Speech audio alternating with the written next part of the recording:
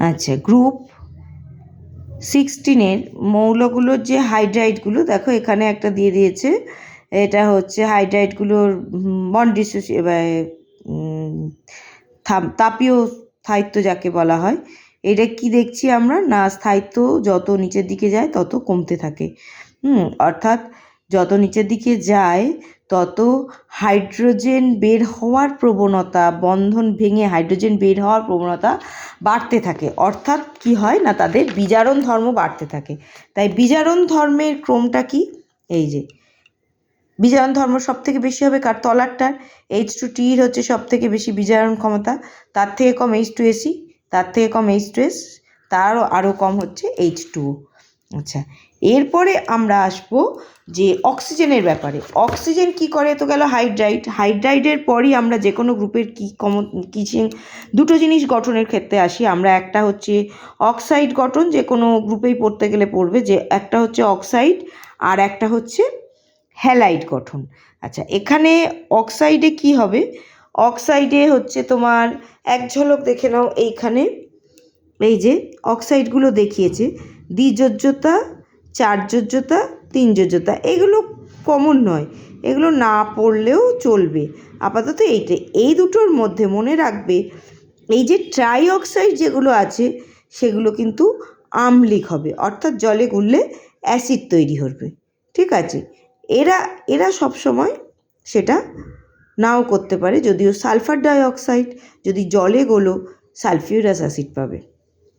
ঠিক আছে, sulphurous acid পাবে। এবার দেখা যাক যে সমস্ত অ্যাসিড, এই অক্সাইডগুলো যে গঠনগুলো তোমরা যে VSEPR পড়ো সেখান দিয়ে এগুলো পারবে। কীরকম না, ধরো সালফার ডাইঅক্সাইড, যদি আমি একটাই দেখিয়ে দিচ্ছি, সালফার ডাইঅক্সাইড SO আর ও, এখানে পরমাণু, কেন্দ্রীয় পরমাণুকে সালফার, তার বাইরের কক্ষে কতগুলো ইলেকট্রন, 6টা। অক্সিজেন 8টা করার জন্য কটা নেবে, 2টো। আর একটা অক্সিজেন কটা নেবে, 2টো। আর তাহলে নিঃসঙ্গ ইলেকট্রন জোড় কত থাকবে, 2 2 4, আর কটা থাকছে, বাইরের ইলেকট্রন কটা ছিল, 6টা। তাহলে নিঃসঙ্গ ইলেকট্রন জোড় থাকছে একটা। তাহলে হাইব্রিডাইজেশনটা কী হবে, 1 2 3 sp2, অর্থাৎ এই তার মধ্যে অক্সিজেন যেখানে রয়েছে সেখানে কি হয়েছে, 2 2 করে শেয়ার করেছে, তাহলে এরকম হবে। আর এটা কি না, এটা হচ্ছে লোন পেয়ারটা। এই হচ্ছে এদের গঠন হবে, সবার ক্ষেত্রেই তাই হবে, সালফার, সেলেনিয়াম, টেলুরিয়াম সবার ক্ষেত্রেই তাই হবে। কিন্তু এবার প্রশ্ন হচ্ছে, দেখো সেলেনিয়াম কি করে, সেলেনিয়াম এরকম একটা চেন মতো তৈরি করে, কঠিন অবস্থায় এইরকমভাবে একটা চেন তৈরি করে। আচ্ছা, এবার প্রশ্ন হচ্ছে যে এরা কি জলে গুললে এরা কী ধরনের অক্সাইড তৈরি করবে, এরা সাধারণত আম্লিক অক্সাইডই তৈরি করবে। হ্যাঁ, আচ্ছা, সালফার ডাইঅক্সাইডটা তোমরা জানো, সালফার ডাইঅক্সাইড যদি জলে গোলে তাহলে কি হবে, এটা তোমরা জানো, H2SO3, সালফিউরাস অ্যাসিড। ঠিক আছে, সালফিউরাস অ্যাসিড অবশ্যই আম্লিক অক্সাইড তাহলে তো হবে। এবার ট্রাইঅক্সাইডগুলো কিন্তু সবকটাই খুব ভালো অ্যাসিড। সালফার ট্রাইঅক্সাইড জলে গুললে কী হবে, H2SO4। ঠিক আছে, তোমরা ওলিয়াম তৈরি করে তারপরে করো। যাই হোক, সালফার ট্রাইঅক্সাইডও তোমরা এইভাবে বন্ধন করে দেখতে পারবে। সালফার ট্রাইঅক্সাইডে দেখো, এখানটা একবার দেখাচ্ছি, পিপাই ডিপাই বন্ধন হয়, সবই ডাবল বন্ড। সালফারের যেহেতু ডি আছে সেই জন্য ডি এর সঙ্গে অক্সিজেনের পিপাই ডিপাই বন্ধন এখানে সম্ভব হচ্ছে। আচ্ছা, সেলেনিয়াম বা সালফার ট্রাইঅক্সাইড এরা যখন কঠিন অবস্থায় থাকে তখন কী হয়, এরকম বলয়াকার গঠন করে, অতটা না মনে রাখলেও চলবে। এরপর আমরা যেটা আসবো সেটা হচ্ছে হ্যালাইডে।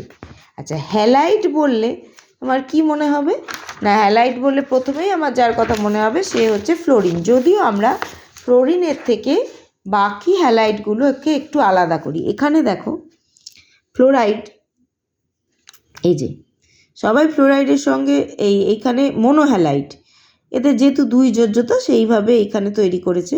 আচ্ছা, ডাই হ্যালাইডে দেখো Cl2O, Br2O, OF2, এটার মানে কি না একমাত্র ফ্লোরিন অক্সিজেনের সঙ্গে যখন করে যৌগ তখন অক্সিজেন প্লাস, আদারওয়াইজ আর যার সঙ্গে অক্সিজেন যৌগ করুক না কেন অক্সিজেন কিন্তু নেগেটিভ অবস্থাতেই থাকবে। তার মানে এটা হচ্ছে ব্রোমিনের অক্সাইড, অক্সিজেনের ব্রোমাইড নয়, এটা হচ্ছে ব্রোমিনের অক্সাইড বা এটা ক্লোরিনের অক্সাইড, এইভাবে ভাবতে হবে। আর এক্ষেত্রে দেখো সালফারের ক্ষেত্রে এটার ডাইহ্যালাইডও করে, টেট্রাহ্যালাইডও করে, আবার এটা হেক্সাহ্যালাইডও করে। কেন হেক্সাহ্যালাইড করতে পারে? আচ্ছা, অক্সিজেন কেন পারে না? প্রথম কথা হচ্ছে যে অক্সিজেনের আমরা যদি ইলেকট্রনিক কনফিগারেশন দেখি বাইরের অরবিটালটা 2s2 2p4 অর্থাৎ 2s2 আর এই হচ্ছে 2p4।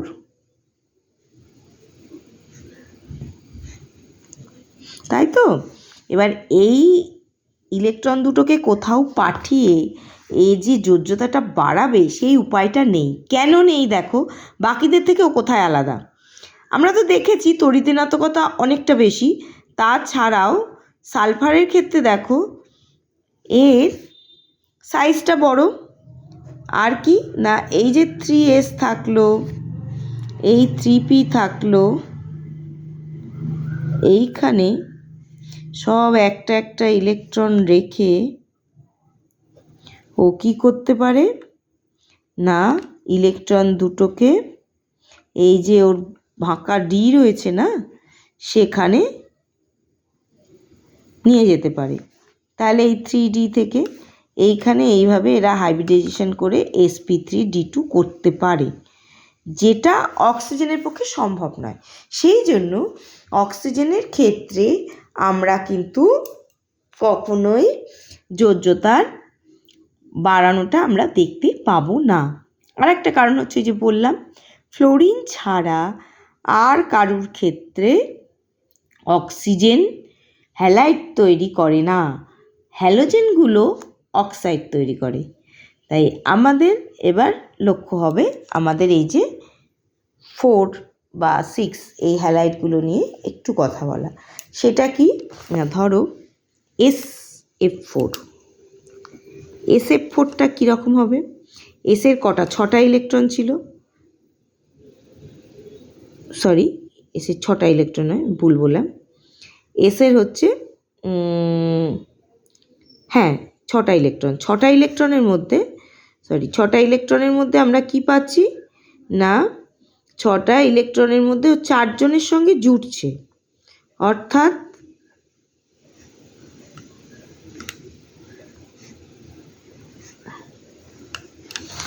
এই যে 4 জনের সঙ্গে জুটছে, তারপর এই যে রয়ে যাচ্ছে না একটা নিঃসংযোজক ইলেকট্রন, এইটা থাকার জন্যই কি করবে এই টেট্রাহ্যালাইডগুলো লুইস বেস হিসেবে কাজ করবে, লুইস ক্ষারক হিসেবে কাজ করতে পারবে।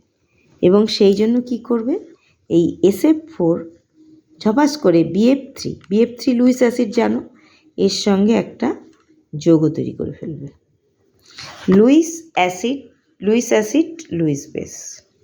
লিখে দিই, এই ধরনের জিনিসগুলো কিন্তু লুইস ক্ষারক আর এটা হচ্ছে লুইস অ্যাসিড।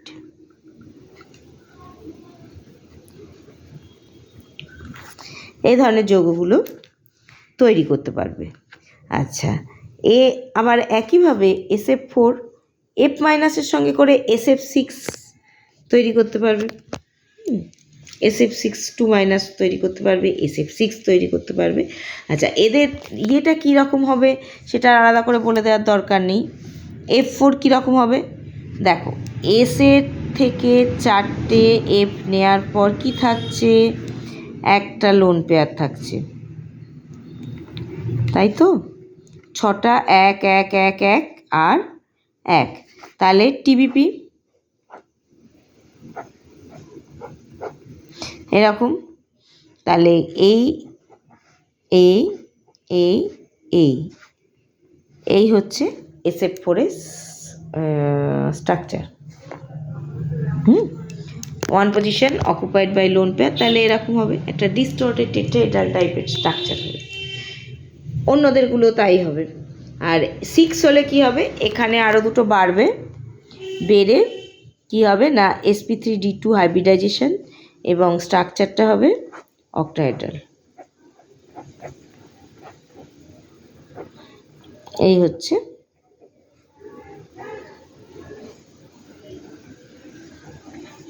আচ্ছা।